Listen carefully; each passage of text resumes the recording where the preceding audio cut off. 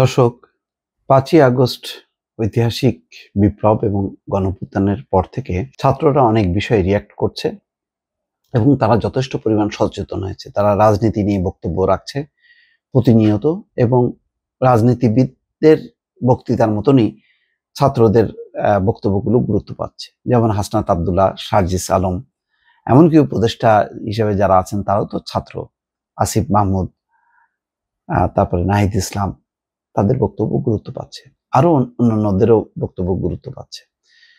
এবং বলা যায় এখন রাজনীতি এবং সমাজের যেই প্রেক্ষাপটে লাইমলাইটে আছে ছাত্ররা, এতে দুই ধরনের প্রতিক্রিয়া হচ্ছে। কেউ কেউ এটা বিষয়টি ভালোভাবে নিচ্ছে না। তারা বলছে যে তাদেরকে আসলে সরকারের উচিত ছিল বা মুরব্বীদের উচিত ছিল তাদেরকে এখন আবার শিক্ষাঙ্গনে ফেরত পাঠানো, যাতে তারা পড়াশোনা থেকে বিচ্যুত না হয়। আবার কেউ কেউ বলছেন যে সমাজকে, রাষ্ট্রকে নেতৃত্ব দেবে তরুণরা, সুতরাং তারা যত বেশি সচেতন হবে তত রাষ্ট্রের মঙ্গল। এরকম আলোচনা সমালোচনার মধ্যে একটি ঘটনা, সেটা হচ্ছে বেসরকারি বিশ্ববিদ্যালয়ের 2 জন শিক্ষার্থী হত্যাকাণ্ডের শিকার হয়েছেন সম্প্রতি। তাদের ব্যাপারে এখন বিক্ষোভ ধুমায়িত হচ্ছে। খবর হচ্ছে এই বেসরকারি বিশ্ববিদ্যালয়ের 2 শিক্ষার্থী হত্যাকারীদের ধরতে রামপুরার সমাবেশ থেকে 24 ঘন্টার সময়সীমা। এই খবরের আগেও কিন্তু গত পরশু কিন্তু ঢাকা বিশ্ববিদ্যালয় সহ বিভিন্ন প্রান্তে কিন্তু এই সমাবেশগুলো হচ্ছে, বিক্ষোভ মিছিলগুলো হচ্ছে। আজকে একটু বড় আকারেই এই সমাবেশটি হলো এবং আলটিমেটাম দেওয়া হলো।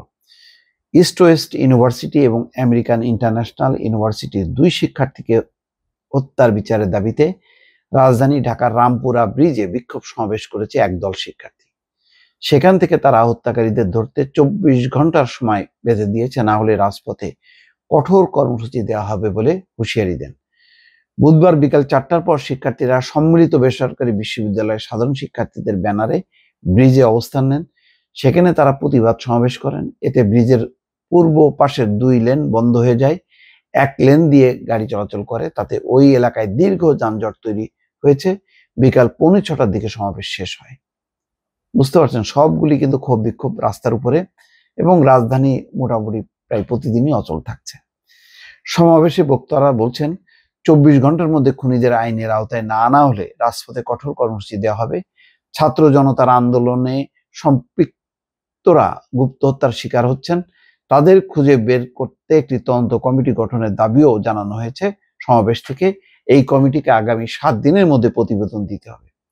এটা একটা গুরুত্বপূর্ণ তথ্য দিয়েছে। দেখেন, ছাত্র জনতার আন্দোলনে সম্পৃক্তরা এখন গুপ্ত হত্যার শিকার হচ্ছেন। আসলে কি তাই?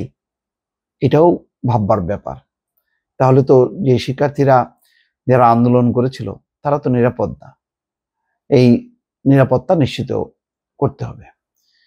সমাবেশ শেষে 6:15টার দিকে শিক্ষার্থীরা ইস্ট ওয়েস্ট ইউনিভার্সিটির সামনে থেকে মশাল মিছিল শুরু করেন।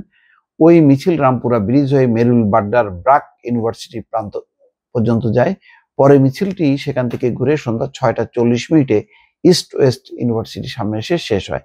যাই হোক, 12ই ডিসেম্বর ভোরের ঘটনা, যে গাজীপুরের কালিয়াকৈরে ইস্ট ওয়েস্ট বিশ্ববিদ্যালয়ের শিক্ষার্থী তাজবীর হোসেন শিয়ানকে কুপিয়ে হত্যা করা হয়। এর 2 দিন পরে 14 ডিসেম্বর আহত অবস্থায় মারা যায়।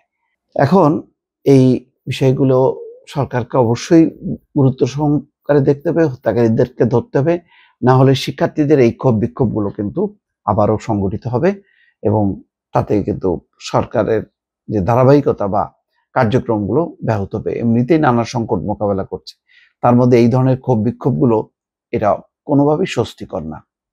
দর্শক, ভালো থাকবেন। আল্লাহ হাফেজ।